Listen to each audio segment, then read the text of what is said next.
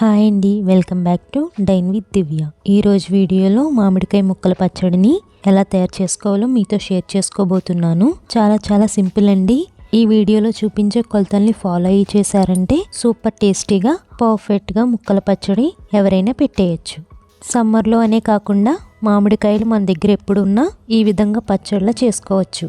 So మరి ఈ ముక్కల పచ్చడిని ఎలా చేయాలో ఆ ప్రాసెస్ ఏంటో చూసేద్దాం. ఈ మామిడికాయ ముక్కల పచ్చడి చేయడానికి ఇక్కడ 2 మీడియం సైజులో పుల్లగా ఉండే పచ్చి మామిడికాయలు తీసుకుంటున్నానండి. అప్పుడే టెంక పడుతున్న మామిడికాయలు తీసుకోవాలి. మనం మామిడికాయతో ఆవకాయ పెట్టాలన్నా, ఇలా ముక్కల పచ్చడి పెట్టాలనుకున్నా కాయ పుల్లగా ఉండాలి. అలాగే మెత్తబడకుండా గట్టిగా ఉండేవే తీసుకోవాలి. దానివల్ల పచ్చడి పాడవకుండా ఎక్కువ రోజులు నిల్వ ఉంటుంది. ఇలా తీసుకున్న మామిడికాయల్ని శుభ్రంగా కడిగేసి తడి లేకుండా తుడిచి కాసేపు ఆరబెట్టండి.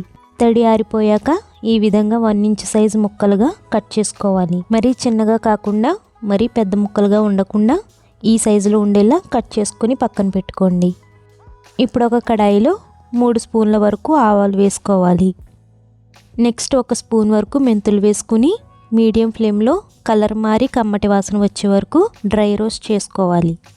ఇవి వేయించడానికి కనీసం 5 నుంచి 10 నిమిషాల వరకు టైం పడుతుందండి. చూడండి, ఇలా కలర్ చేంజ్ అయ్యాక ఫ్లేమ్ ఆఫ్ చేసేసి ఒక చిన్న బౌల్లోకి తీసేసుకుని వేడి చల్లారిన తర్వాత మిక్సీ జార్లో వేసి మెత్తని పొడిలా గ్రైండ్ చేసి పక్కన పెట్టుకోండి. ఇప్పుడు మనం కట్ చేసి పెట్టుకున్న మామిడికాయ ముక్కల్ని ఏదైనా కప్పుతో కానీ గ్లాస్తో కానీ కొలుచుకోవాలి. నేను గ్లాస్తో కొలిచి తీసుకుంటున్నాను. 3 గ్లాసుల వరకు ముక్కలు వచ్చాయండి. 3 గ్లాసుల మామిడికాయ ముక్కలకి 1/2 గ్లాస్ వరకు కారం వేస్తున్నాను. 1/2 గ్లాస్ కారం తీసుకుంటే అందులో సగం ఉప్పు తీసుకోవాలి. సో 1/2 గ్లాస్ వరకు సాల్ట్ని వేస్తున్నాను. సాల్ట్ ఎప్పుడు ముందే వేసుకోకూడదు, తక్కువ అయితే తర్వాత అయినా చూసుకుని కలుపుకోవచ్చు. నెక్స్ట్ ముందుగా గ్రైండ్ చేసి పెట్టుకున్న ఆవాలు మెంతుల పొడిని 2 స్పూన్ల వరకు యాడ్ చేసుకోండి. అలాగే 1/2 స్పూన్ పసుపు వేసి బాగా కలుపుకోవాలి. ఇప్పుడు ఇందులో 5 నుంచి 6 వెల్లుల్లి రెబ్బల్ని కొంచెం ఇలా క్రష్ చేసి వేసుకోండి. టేస్ట్ చాలా బాగుంటుంది. చివరగా ముక్కలు కొలుచుకున్న గ్లాస్తోనే 1 గ్లాస్ వరకు పప్పుల నూనె కానీ వేరుశనగ నూనె కానీ వేసుకుని బాగా కలుపుకోవాలి.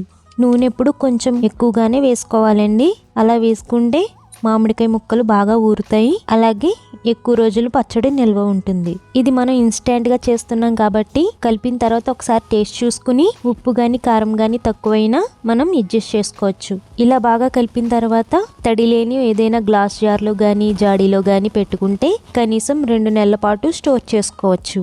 అంతే అండి, ఎంతో టేస్టీగా సింపుల్గా మామిడికాయ ముక్కల పచ్చడి రెడీ అయిపోయింది. దీన్ని మన ఇంట్లో ఏ చిన్న ఫంక్షన్స్ వచ్చినా ఇలా వెంటనే చేసుకుని సర్వ్ చేసుకోవచ్చు. సో ఫ్రెండ్స్, మామిడికాయ ముక్కల పచ్చడి ఎంతో ఈజీగా టేస్టీగా ఎలా తయారు చేసుకోవాలో చూసారు కదా. మీరు కూడా డెఫినెట్గా ట్రై చేసి మీ ఫీడ్బ్యాక్ని నాతో షేర్ చేసుకోవడం అసలు మర్చిపోకండి. వీడియో నచ్చితే ఒక లైక్ చేయండి. అలాగే మన ఛానల్ కొత్తగా చూస్తున్న వాళ్ళైతే సబ్స్క్రైబ్ చేసుకుని పక్కనే ఉన్న బెల్ ఐకాన్ని యాక్టివేట్ చేసుకోండి. Thank you for watching.